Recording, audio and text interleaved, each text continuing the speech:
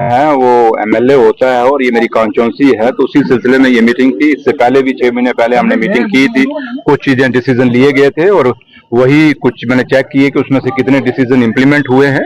और जहां तक कुछ चीजों की जरूरत थी मैंने इनको बोला है, डायरेक्ट किया है कि वो चीजें ले लें, जो भी इनको इक्विपमेंट चाहिए। कुछ चीजें मैं ऊपर डिपार्टमेंट से इनको दिलाऊंगा, कुछ यहाँ ये खुद परचेज करेंगे। तो लिहाजा दूसरा है कि इस हॉस्पिटल को काफी तवज्जो देने की जरूरत है और काफी चीजें पिछले 11 साल में इस हॉस्पिटल में एक मुनापली बनी थी और वो मुनापली एक मतलब कि यहाँ इस हॉस्पिटल के अंदर सियासत ज्यादा थी, लोगों की केयर कम थी।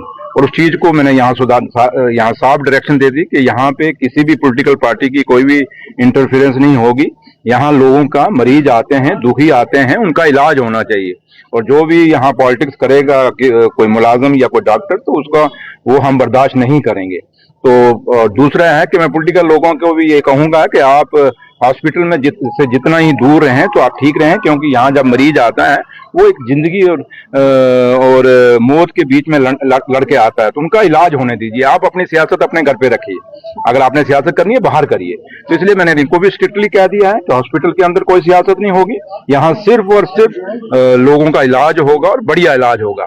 आपने जो कहा पोस्टें खाली हैं, मैंने इनको कहा कि वो मुझे आप बना के दे दीजिए और पूरी डिटेल। तो मैं ऑनरेबल मिनिस्टर जो हैं हेल्थ की मैडम स्कीना जी, मैं उनसे बात करूंगा, उनको यहाँ पे डिप्लॉय कराएंगे, जो भी वेकेंट पोस्ट हैं वो डॉक्टर कराएंगे और जो जो भी जरूरत है। और दूसरा मैंने एक्जन पीडब्ल्यूडी को भी कह दिया, बीएमओ साहब और एडीसी साहब को भी ये हमने कह दिया है कि इस हॉस्पिटल की जो पूरी जगह है इसको इसका एक प्लान बनाया जाए, पूरा साइट प्लान बनाया जाए, उसी मुताबिक यहाँ पे काम। क्योंकि अब नई बिल्डिंग है और ये बिल्डिंग जो आज नई बन रही है, कम से कम भी मेरे ख्याल ये कुछ 13-14 साल से इसका काम चल रहा है और ये बड़ी पुराना इसका काम चल रहा था। और पिछले 11 साल भी कुछ लोग यहाँ पे लीडर रहे जड़े, जो बड़ी बात कहते हैं और कहते हैं कि हमने बहुत कुछ किया। तो उनको सिर्फ ये, जब वो कहते हैं हमने बहुत कुछ किया, तो मैं आपसे भी कहूंगा कि थोड़ा सा ये बिल्डिंग उनको दिखा दीजिए कि ये भैया अगर आपने बहुत कुछ किया है तो ये बिल्डिंग आज तक कंप्लीट क्यों नहीं हुई।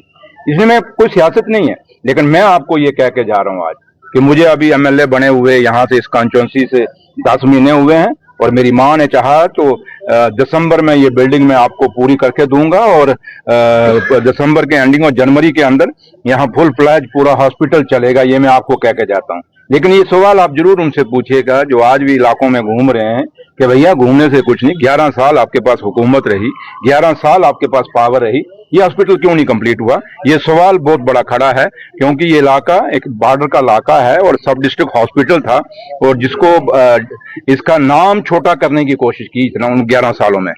मतलब नाम बढ़ाने का हम तो ये सोचते थे नाम बड़ा करेंगे, वो एसडीएच से सीएचसी करने के चक्रों में रहे, ना कि एसडीएच से डिस्ट्रिक्ट करने के चक्रों में वो कभी नहीं रहे।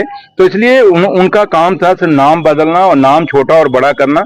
मेरा मकसद वो नहीं, मेरा मकसद है कि मेरे लोगों ने मुझे वोट दिया है और जिस मकसद से वोट दिया है उस मकसद को पूरा करूंगा। 5 साल का मैंडेट है और मुझे लोगों ने 5 साल के लिए जिता के भेजा है।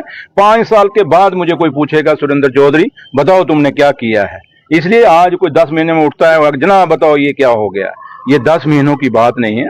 हर चीज को बनाते एक बिगड़ा हुआ सिस्टम, एक बिगड़ा हुआ निजाम, उसको दोबारा से खड़ा करना अपने पांवों पे बड़ा मुश्किल होता है। और मैं ऐसा एमएलए हूं इस कॉन्स्टिट्यूंसी का जिसके हाथ में एक बिगड़ा हुआ निजाम आया है, एक टूटा फूटा पूरी कॉन्स्टिट्यूंसी आई है जहां हर चीज बिगड़ी हुई है, उसको सुधारने। बाकी कॉन्स्टिट्यूंसी हैं वहां एक सिस्टम चलता है, ऐसी गंदी राजनीति नहीं होती जितनी गंदी इस निशारा में होती है। तो लिहाजा मेरी कोशिश यही रहेगी कि हम सियासत कम करें, क्योंकि सियासत इलेक्शनों के टाइम में होती है।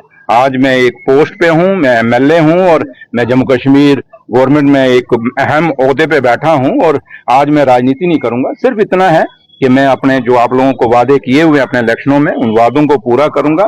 लेकिन अगर मेरा हिसाब किताब अगर आप लोगों ने पूछना है तो वो 5 साल के बाद। अगलों को तो 11 साल बाद भी किसी ने नहीं पूछा, लेकिन अगर मुझे पूछना है तो 5 साल के बाद। हाँ, इतना दावे से कहता हूं जो 11 साल नहीं हुआ उससे तिगना चौगना मैं करके आपको दिखाऊंगा और याद करेगा। और मास्टर बेलीराम जी को जैसे लोग याद करते हैं, एक वक्त आएगा लोग याद करेंगे कि मास्टर बेलीराम जी के बाद अगर इस इलाके में किसी ने काम किया है तो वो सुरेंद्र चौधरी है। वो चीज मैं इस इलाके